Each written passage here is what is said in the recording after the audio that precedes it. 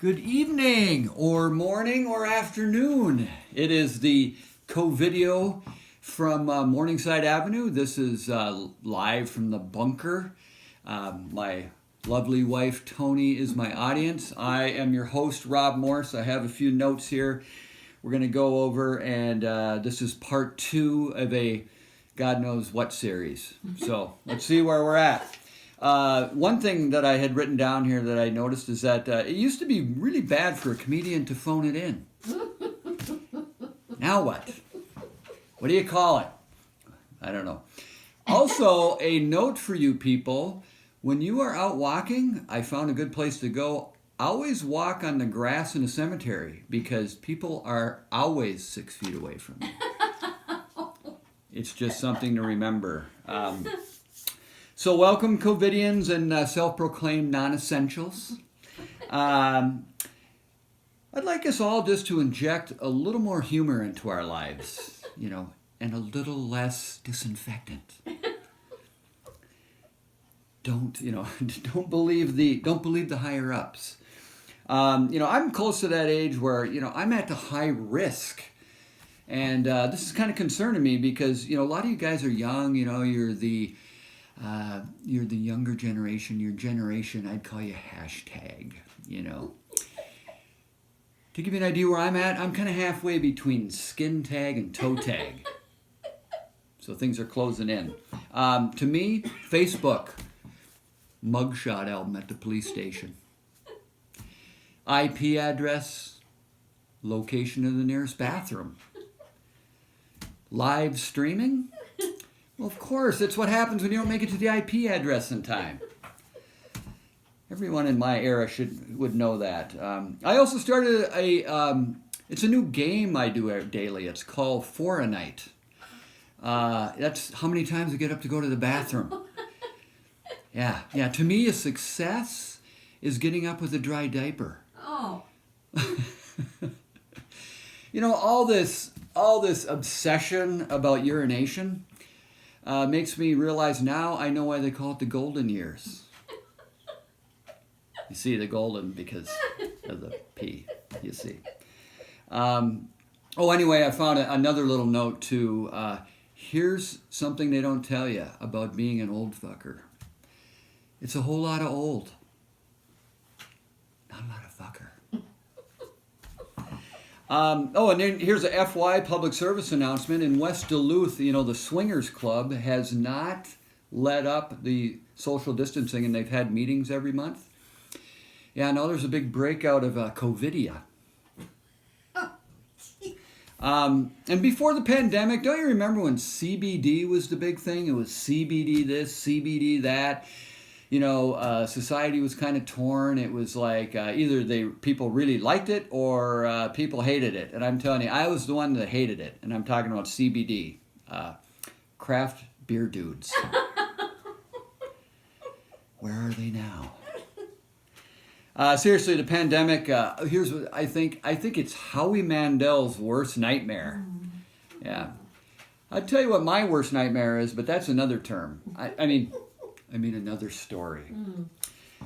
Things are just getting a little weird.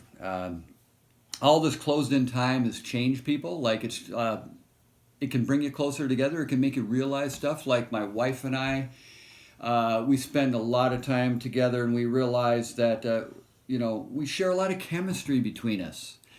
A lot. Unfortunately, it's methane. So you find that out at night more than anything. And then people are getting afflicted by, I think, what I would call the Kravitz syndrome. And that's when people are suspiciously and judgmentally kind of trying to figure out the comings and goings of their neighbors and looking at package deliveries a little closely. I think we could kind of back off on that. We've kind of thought that in lack of sports, we're betting on what stuff is in packages. My wife's like, I don't really think that they have a Keurig. I mean, do you think that's what it is? I don't know. Anyway.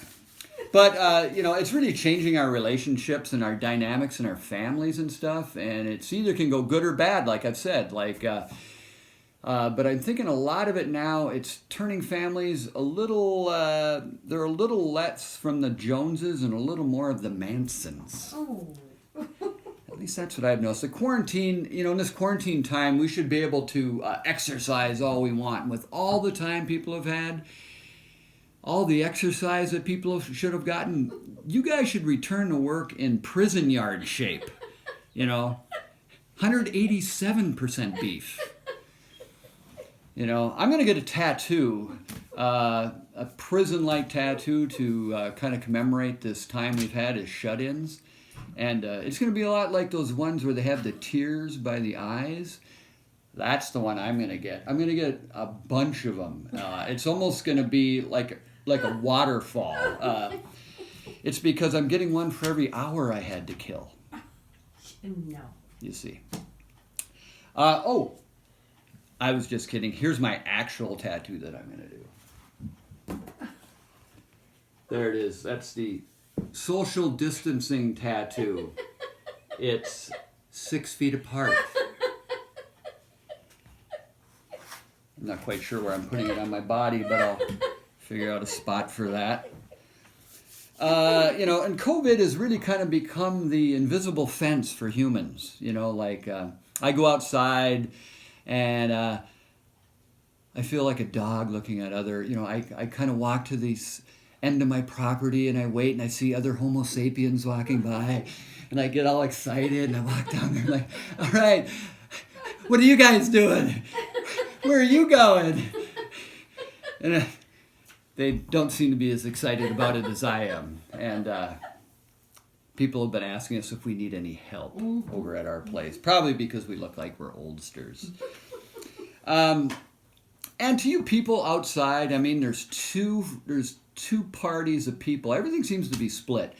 Either somebody goes by and they're just so glad to see you, or these people, they act like you don't even exist. And I'm like, it's okay to respond to a good day greeting, and a wave. I mean, you're not going to catch us from eye contact and positive energy. So, as the Dalai Lama has told us, enlighten up.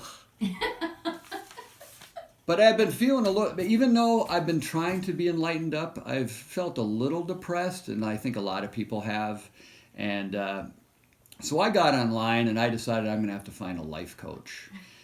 And, there's a big demand for life coaches these days. And I had to I couldn't find one in Minnesota, but I did find one in northern Wisconsin.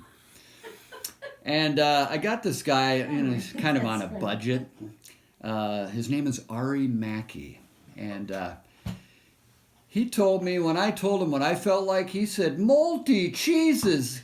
I haven't felt that depressed since I saw Favre in a Vikings uniform." And I said, hey, okay, come on. Is there some way you can help me? And he said, well, he's got some words of wisdom, and he came up with a life plan. And he said, well, first of all, outlive my wife. I said, good plan. So I hearkened back to my continuing ed classes, and I remembered that I could continue my wife's Social Security using 2 classes, the Intro to Ventriloquism and a taxidermy. And now if that doesn't work, I've got another set of plans, and that's I'm going to get in Speedo shape. I'm going to buy myself a couple banana hammocks. And when I do outlive my wife, I'm going to hightail it down to Tucson. And I'm going to sit and apply lotion to wealthy widows poolside at the retirement center for tips. That's my plan. Help me. And then anyway, my life coach said, follow me, Rob. Do what I do. Whatever I do, you do, and the world will open itself up to you. Yeah, well, he died last week. Yeah. They told me, no, not what you think. He said it was a tragic yoga accident. And from what I understand, they told me he did a downward dog, and he he didn't come back up. And but the yogis told me, they said, well, at least he died doing something that he loved. And I said, what the Fauci? Doing something that he loved? How often in life do any of us get to do something we love? How often? Really? Not very. And you die? This is one of those things you hear about all the time, and it's not right. You want to die doing something you hate. Yeah. Like, you want to die because where the Lord is just going to take you and it's going to be a relief. Like while listening to your coworkers' vacation stories. That would be mine. Anyway, so I did not feel so good about my health. I wanted to make sure I was in good shape, so I was trying to get a Zoom meeting with a physician. Now, my doctor is just solid. I could not get a hold of him, but we did track down another guy, and he was able to do an exam. And so, anyway, I got on, and the first thing he said was, take off all your clothes. And I went, all right. He said, turn around. Okay.